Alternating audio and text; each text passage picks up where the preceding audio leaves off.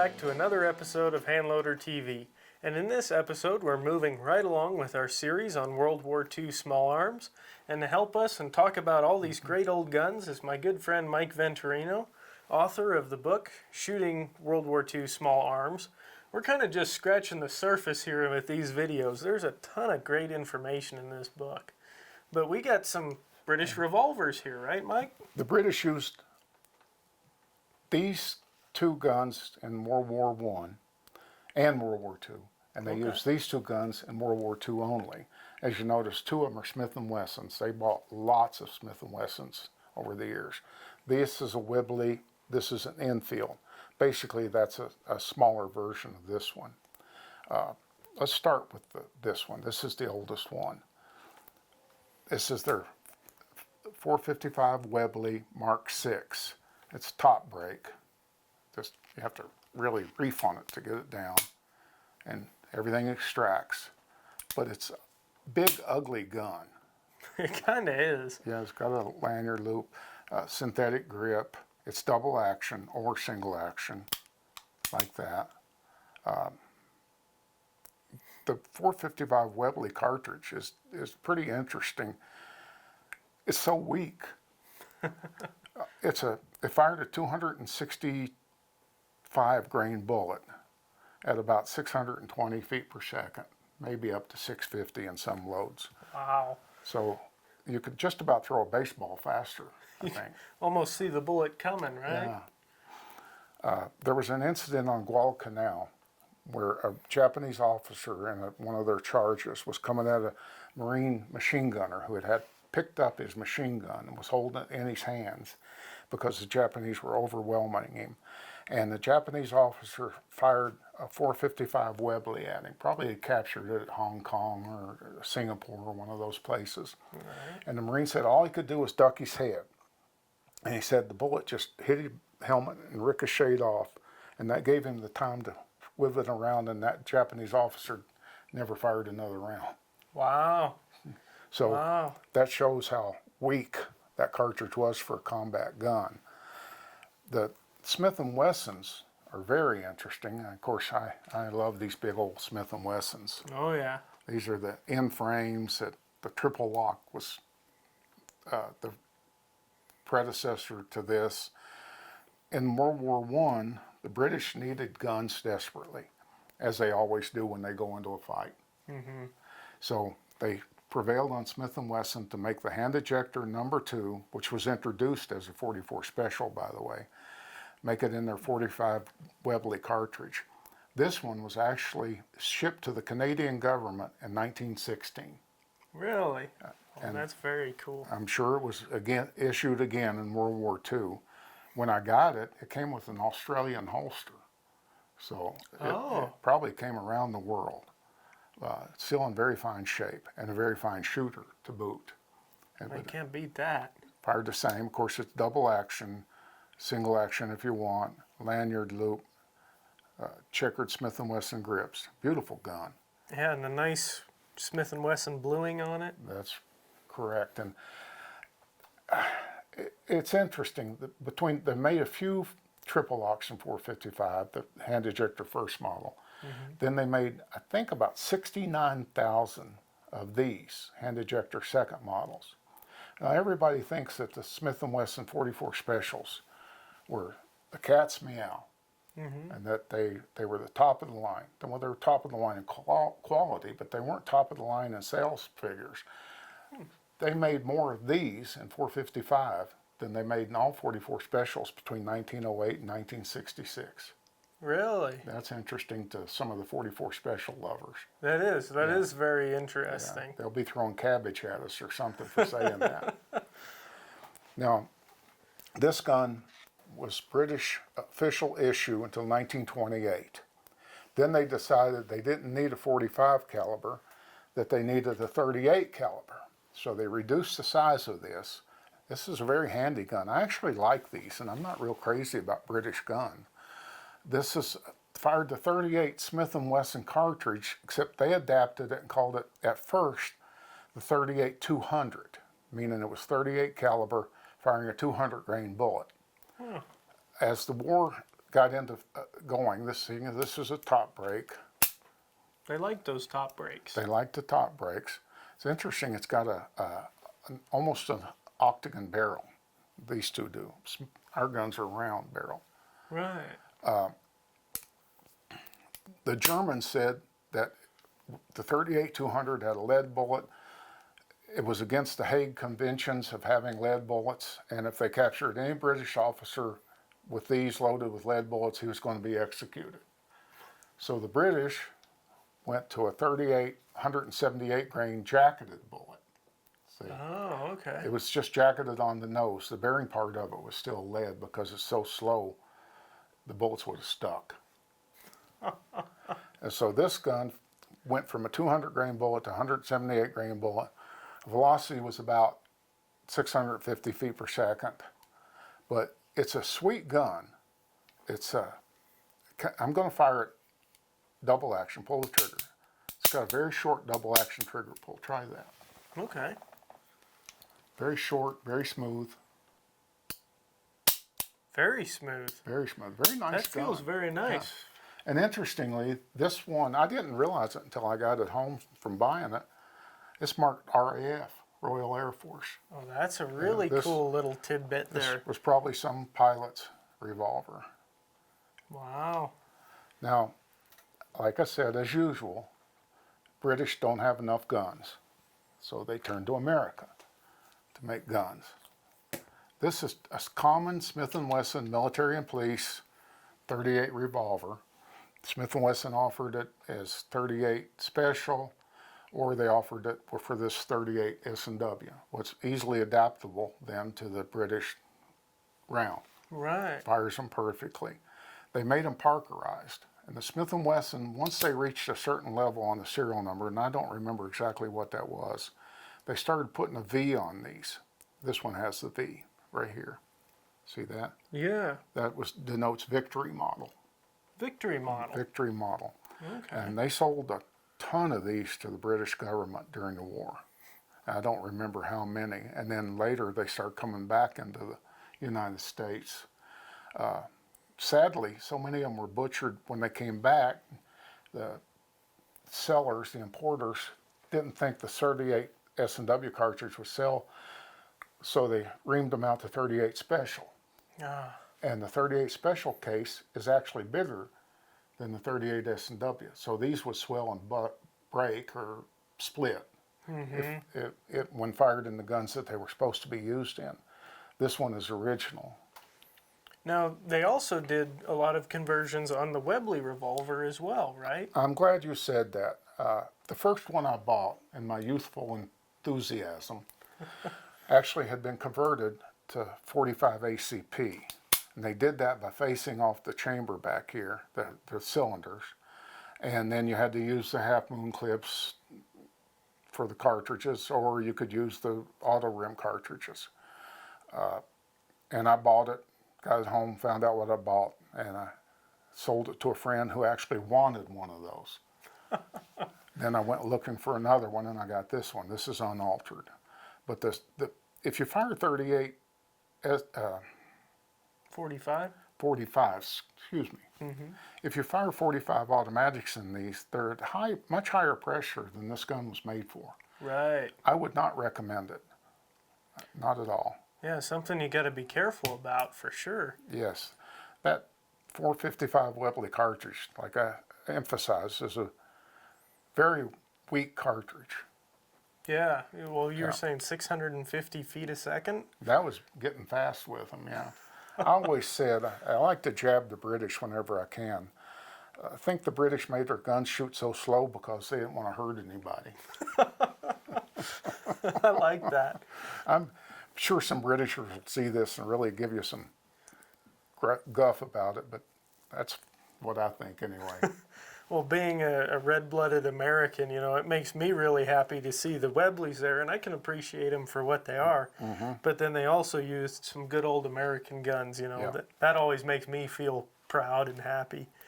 But speaking of these, you know, any special tidbits on the care? I mean, we talked about the conversions that have been done to them. Anything else to watch for or be mindful about? Just open the cylinders, swab the cylinders out,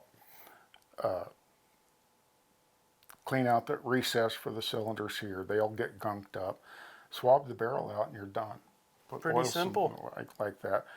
Smith & Wesson was smart enough not to make them so you could open up their side plates and let everybody mess with them, like the Japanese Like the did. Japanese revolver we looked at not too long ago. Yes. And then we should talk about ammunition. For sure. Yeah, the 455 Webley cartridge, when I first started reloading for it, you couldn't get brass. It had to be made from 45 Colt, cut down, and then the rims trimmed very thin. I got it from Buffalo Arms. Not long after that, Hornady made a bunch of brass for it. Really? Yes, and they actually made some factory loads for it too. I've still got a few of them. So having that brass is much easier to work with than Yeah, and trimming down 45 Colt and messing with the rim. yeah, that's a lot of work. It is a lot of work. And so, again, RCBS quit making the mold when they dropped special order items. That's a sad time in history. They made a really good mold for 455. Looks just like the military bullets. Luckily, I've got one of those. You can shoot about 3 grains of bullseye in these. Okay, for to the get 455? Yeah, to duplicate military ballistics Okay. with that bullet. Actually, a bullet I found that worked really good was Hornady's 255 grain cowboy bullet. It's a suede sled bullet. Yeah. This gun, I can't say I really know much about this gun with that bullet. This gun shoots it beautifully. 38s, to duplicate the 38 200 load, you're going to have a special mold made. Really? For one thing, it's not going to be able to fit down in this case very far. I had a 200 grain mold. When you seated the bullets properly, it swelled the case out too far and you couldn't chamber them. Oh, and hang up in the cylinder, huh? So I would say go for about 150, 155 grain bullet with these. And 2 to 2.5 grains of bullseye or trail, tight group. Tight grip. Tight group's a good powder for this. Okay. And they'll shoot very well. All right. Well, on that note then, with the loads covered, what do you say we take some of those loads and take these firearms and hit the range with them? Well, with the British military duplication ammunition, I'm going to say we'll plink with them. Sounds good to me. All right, Mike, we're on the range. Target's down there at about 20 yards, and we've got two really nice looking, one really nice looking revolver. Well, nice looking Smith & Wesson, ugly British Enfield. But the British Enfield is a nice gun. I won't cuss at it. It's a good gun. The 38 Smith & Wesson is the Victory model. They have a V on the serial number. Okay. These are chambered for the 38 S&W cartridge, which the British called the 38-200. 38-200. Yes. Okay. All right. Well, each shoot 6. All right. Go back and forth on this one. Go back and forth. Maybe we can hit something with these. All right. I hope so. I'll go first. Okay.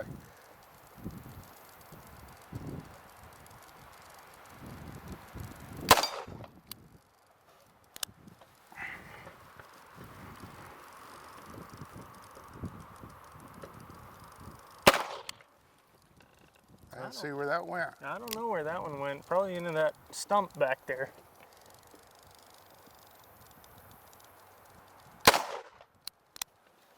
You're shooting high. Just a little to the left, I think. Okay.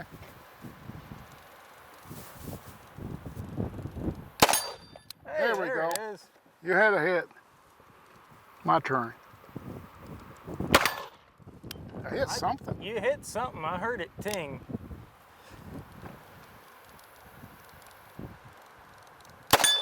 Boy, you've got the point of aim down, don't you?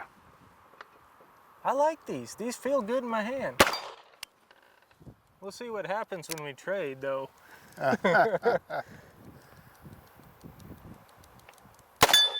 Good shot. Thank you, sir. Ah, There it is. You figured it Yay. out.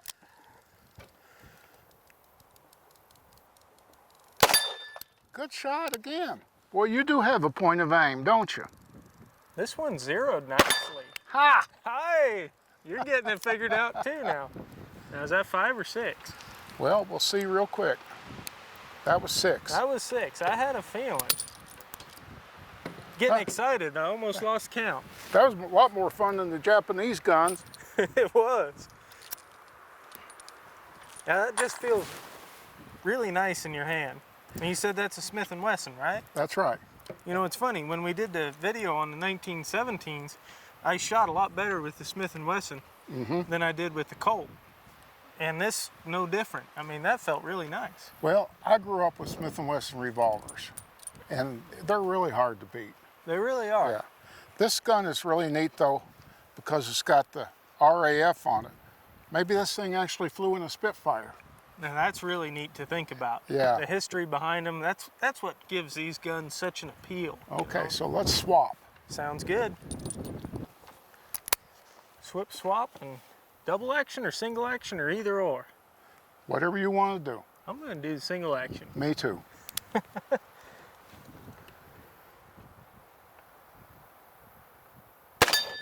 Good shot.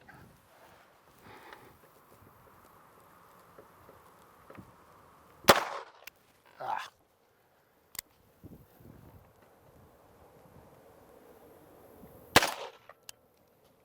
You ricocheted that one up on the hill. I sure did. Well, Can't tell where I'm hitting. I heard a ting on that one. You hit something.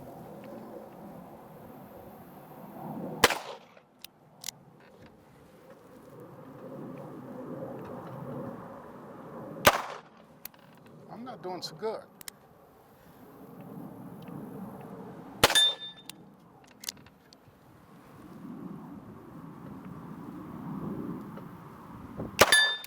Oh, there you go. There, finally hit one.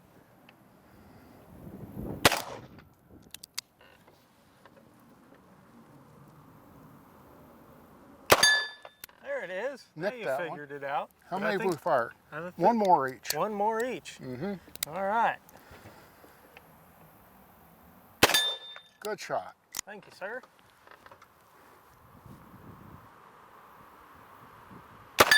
Ah, And likewise to you. Hey, these Good shoot shoot. pretty good.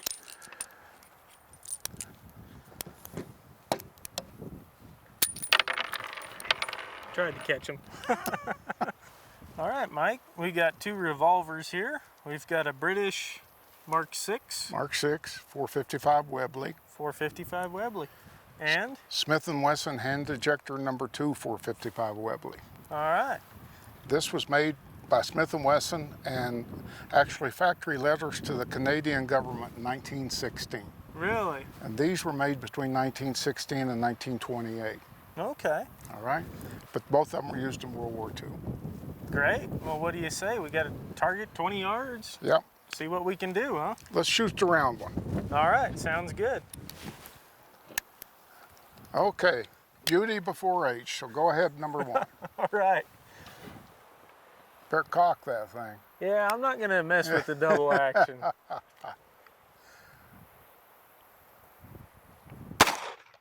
Left. Just a little left. A little left. Let's see what I can do. I hit something. I think you hit low. Okay. I think. Something rattled Something anyway. rattled. Hit's a hit, right? Yeah.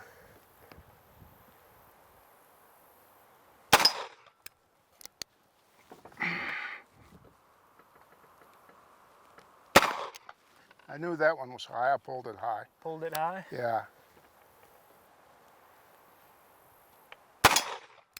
You ricocheted that one over to the side. To the side. Yeah. So still low, probably. Yeah.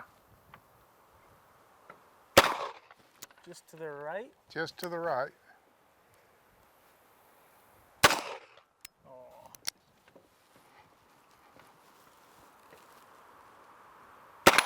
Hey, there it is. Finally. Man, that was a good hit. That hits Yeah. with some authority. It does. Mm-hmm.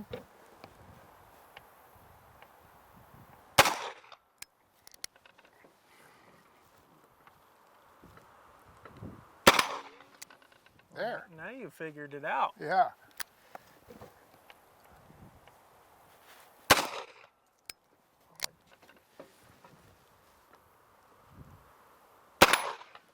Very nice. Is that, that's all That's of them, 6, yeah. right? All right. Here's a fact for you. Don't pull the trigger unless the sights are on the target. That's always good sound advice, right?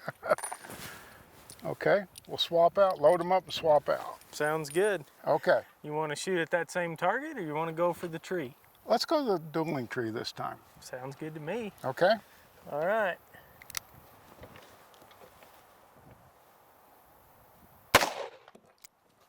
Good hit on wood. Yeah, I saw a chunk fly off. I think that went under it. Yeah, if you were going for that top one, it was right between the top one and the bottom one on the left side. Okay.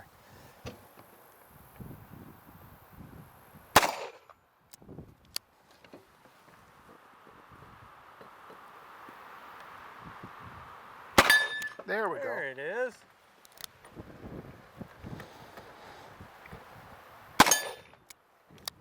I heard a ting. I don't know where I hit. Ah.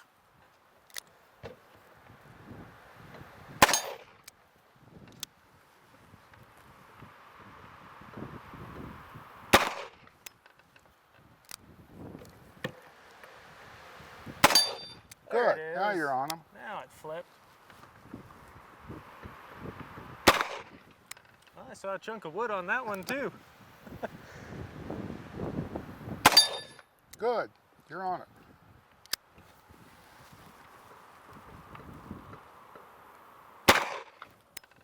I'm not shooting this thing so great. Was that all? I do believe that was all. That was all.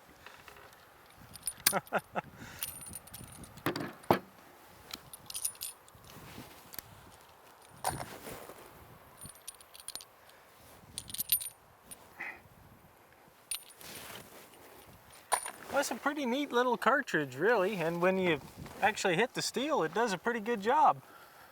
As I said before, I got these British guns because I want my collection to be complete, a shooting collection. You can bet your bottom dollar that when I go shoot them, I take these Smith & Wessons instead. I believe that. You know, we've shot the 1917 Smith & Wesson. We shot, what was the other one we shot? The military and police Smith & Wesson. The military and Victory police. model. The Victory model. Yeah, now And this. now we both this. did better with this. Yeah, the Smith & Wessons across the line I'm shooting much better with. Yes, you bet, me too. Like I said, I grew up with them. I still don't own a black gun. So we're back in the vault now, and we fired 13 different handguns while out on the range for this whole series. And we thought we'd go ahead and talk about all of them at once at the end of each of these videos. But we'll have individual videos talking about each of these firearms you see here on the table. So be sure to keep an eye out for those. And we did a lot of shooting and a lot of testing with these guys, so I don't even know where to start, Mike. What do you think? I know where to start. I'm a red-blooded American, and that Smith & Wesson 45 is my favorite.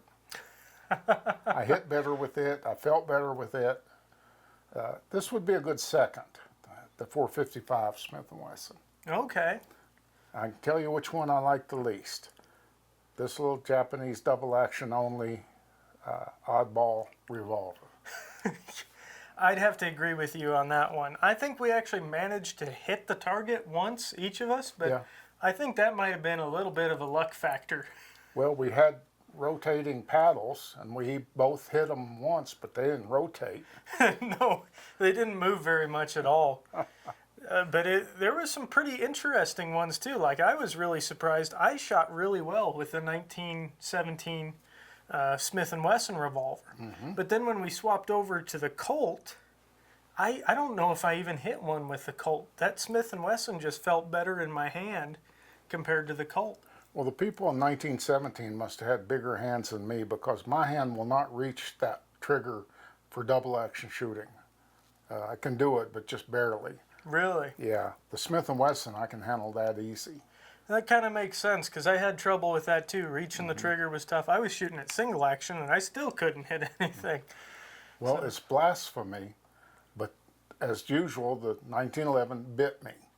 I got the wound from it. They're a wonderful gun, but I have to put a Band-Aid on before I shoot them, and I forgot to do that. Yeah, I think the 1911 got me too. That little bit longer hammer there compared to a lot of the more modern 1911s you see today. But still, overall, I really like it, and it shot pretty well for me, if I remember correctly. The 38 Smith & Wesson, we did good with it too. We did. We Yeah, did very good both with that. of us. Yes. The Luger, that was interesting. We kept having jams, failure to feed, failure to eject, but we had our elbows on the table, and we were limp wristing the guns then. We shot it just straight away. Everything, all the problems just went away. And you actually brought that point up because we function tested it and we got a new box of ammo and I went out and I shot it with no rest and I said, oh yeah, it functions great. And you were the one that told me to pick my elbows up off the table and try it. And lo and behold, the Luger functioned just fine then. Just fine then, yeah. So we learned something about that. The Lugers are pretty finicky, but if that gun isn't able to recoil, then it'll jam on you, which is very interesting. Well, that's my conclusion. The French pistol I didn't hit very good with, but I've not shot it very much. It functioned well. The high power, there's no flies on high power. That's a good gun. It is a good gun. I don't think I hit anything with it, but it functioned great, and I know they're good guns. I've shot other ones and done pretty well with them. The P38 is a good gun. I like it. But just give me the revolvers. I'm old. I want revolvers. Except for the 1911. Now, what about that Nambu over there on the very end? Well, it was just like what we said. The magazine's hard to pull out when it's empty. Then the bolt falls forward. Then you got to retract the bolt again when you put a new magazine in. It's a joke. It's pretty surprising to me that that's what they issued. I mean, and as I told you, they issued these with a spare firing pin. because they break so much. Yes. Which is very interesting. Yes. It's No wonder they surprising. gave their officers swords. And then the Webley, we did okay with that, I think. We did. It's still ugly. I don't care how good I could shoot with it. I'd look at that and say, that's ugly. But it was a lot of fun. I must admit, I had a blast getting to shoot all these different firearms. We've got tons of other videos on World War II small arms. They're in the works. They'll be edited, and you guys will get to see individual videos on this and all kinds of other stuff. And we barely scratched the surface when it comes to information on these things. This is just a real small tidbit. So make sure you guys go ahead and check out Mike's book, Shooting World War II Small Arms, and you can learn about each one of these individually, all the loads you've put through it and all that stuff. So Mike, I got to thank you very much for letting us come out here and shoot your wonderful collection. It's been a dream come true for me. You'll always be welcome here, Jeremiah. I appreciate that. Thank you. And then I'd also like to thank Ted Tompkins. He's our official gopher.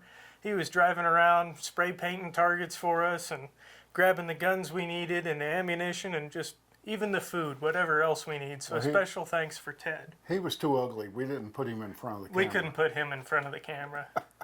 We tried a couple times, but it didn't work. No, he ran every time we got the He camera. ran. Yeah. He knew better. And then I'd also like to thank Chris Downs and Don Polachek for making this all possible. Chris is the cameraman. He does all the great angles and shots you see. And then Don Polachek, he's the owner of Wolf Publishing and the director. So thank you guys for watching this video. We hope you enjoyed it, and we hope you saw it for what it was. Two guys teaching each other how to, well, Mike's teaching me all about these guns and how to shoot. And we just had a whole lot of fun doing this. Yeah. So thank you for watching. We hope if you like this video, you give it a thumbs up. And don't forget to subscribe and hit that bell icon so you're notified when we post our next video, because you won't want to miss out on this series. And as always, if you have any questions or comments, feel free to leave those in the comments section below. And I'll do my best to respond to each one of those. Thanks, and we'll catch you in the next episode.